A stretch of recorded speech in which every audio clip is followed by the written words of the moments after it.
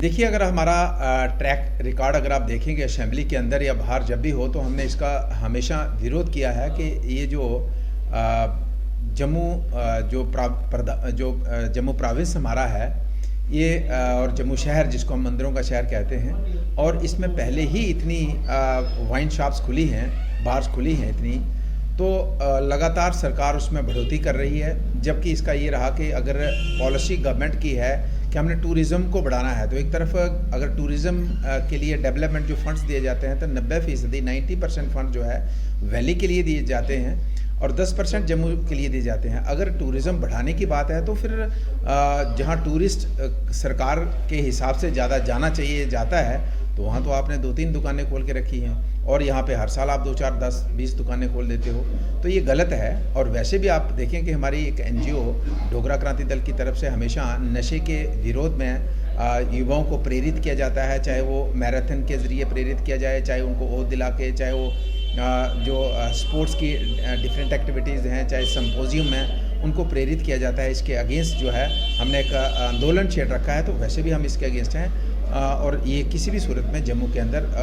दुकानें नहीं खुलनी चाहिए। मैं तो ये कहता हूँ कि अगर बहुत सी स्टेट्स हैं जहाँ पे अगर बिहार एग्जाम्पल दे सकता है कि टोटल वाइन शॉप बंद करके, टोटल जो ये बिजनेस बंद करके, और तभी बिहार की जो स्टेट है प्रॉपर तरीके से चल रही है। गवर्नमेंट का ये रहता है कि ये खोलना इसलिए भी ज़रूरी है कि गवर्नमेंट का जो है इसमें टैक्स कलेक्शन जो है ये ज़्यादा होती है। तो अगर लोगों की सेहत, लोगों का परिवार, लोगों का मतलब सामाजिक तौर पे बिल्कुल तबाह करके अगर सरकार ये सोचे कि हमें टैक्स कलेक्शन करनी है, तो ये गलत है। तो दूसरा, आपने ये कहा कि जो पुराने लोग हैं, बिल्कुल ठीक कहा आपने कि जो लोग पिछले 20 साल से 30 साल से पूरे तरीके से इसी के ऊपर डिपेंड है, उनका परिवार इसी के ऊपर चलता है, उसकी फैमिली चलती है, उनका सिस्टम इसी के ऊपर चलता है, और एकदम उनके ऊपर आप गाज गिराएंगे और उनको कहेंगे कि नहीं जी आप तो अभी इसकी बोली होगी और बोली में अगर आप पार्टिसिपेट कर सकते हैं, इतना पैसा दे सकते हैं, तो तभी करेंगे। तो मुझे लगता है कि ये भी उन लोगों के साथ ज़्यादती है जो पिछले कई वर्षों से इसी के ऊपर निर्भर हैं, उनका रोजी रोटी इसी के ऊपर निर्भर है। तो ये सरकार को हम कहना चाहेंगे कि इस तरीके से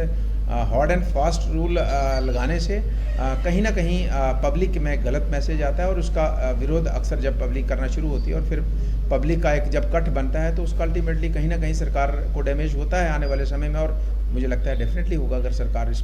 इसके ऊपर रिव्यू नहीं करेगी तो डेफिनेटली होगा। और मैं सरकार को ये भी कहना चाहूँगा कि जिस तरीके से पूरा जो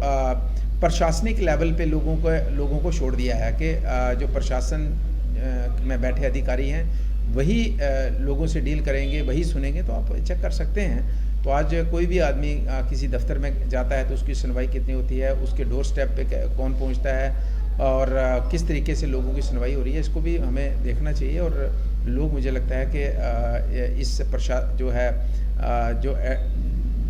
जो खासकर जो यूटी सरकार चल रही है इससे सेटिस्फाइड नहीं है। यूटी सरकार में जो अधिकारी हैं उससे सेटिस्फाइड नहीं है।